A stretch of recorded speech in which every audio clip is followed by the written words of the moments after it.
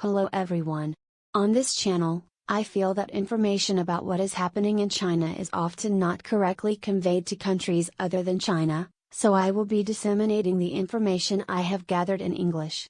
I'm getting information from multiple media, so I'd be happy if you could comment on the content of the video. Also, English is not my native language, so I use an AI speaker to create the voice to convey the information correctly. This time, I would like to talk about the poaching of researchers who attracted attention in China last November. There was a story about a person returning to China from the United States, and it received a lot of attention on the internet, and it is said that the search index of Chinese SNS exceeded 300 million. If you ask what kind of person is going to return from the United States, it is the person who is called Genai in Japanese. This person is said to be a professor of biology at Princeton University in the United States. That alone shouldn't have garnered so much attention, but in fact, this person has been the subject of a great deal of attention once before. This person originally did research at Tsinghua University, but he transferred to Princeton University 5 years ago. At that time, he was controversial because he could not do proper research in China, so he went to America. However, when that person returned to China from Princeton University, he was once again in the spotlight. This person has tenured professor status at Princeton University. It seems likely that he will continue his studies in the United States, but there have been many speculations as to why he returned.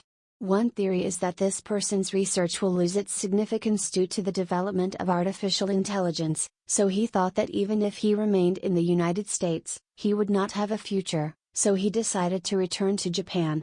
It is also said that this person is supposed to hold an important post in Shenzhen, China. If this person's research is meaningless, he should not be able to receive such treatment.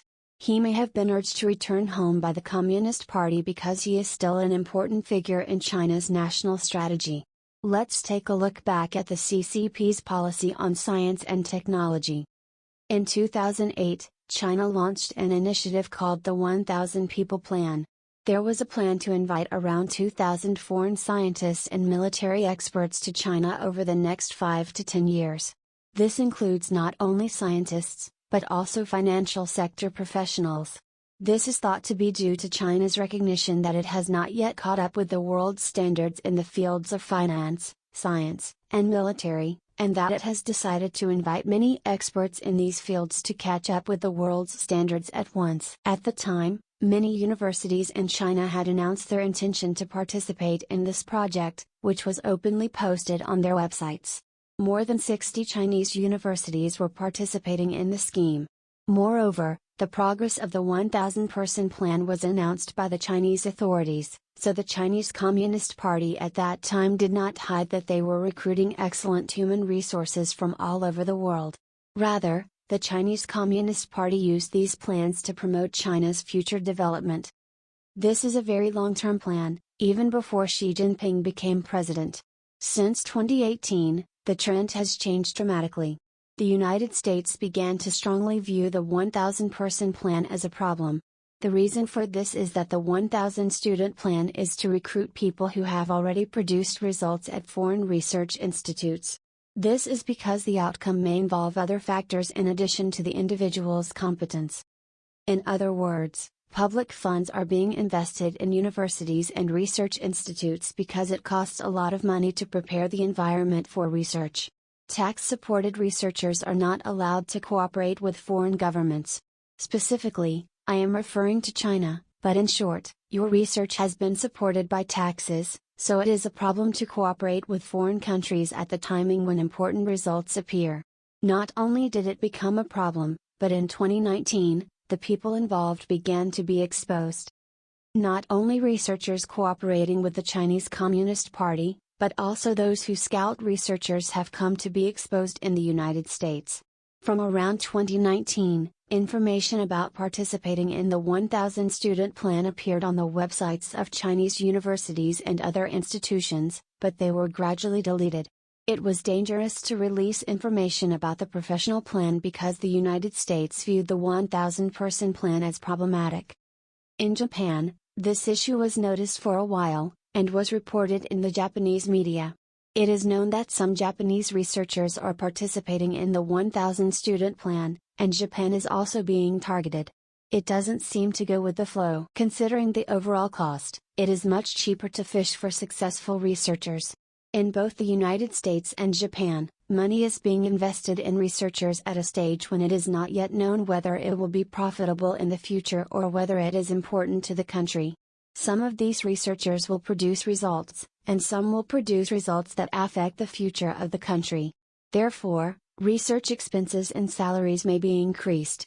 In some cases, you may be paid 10 times more.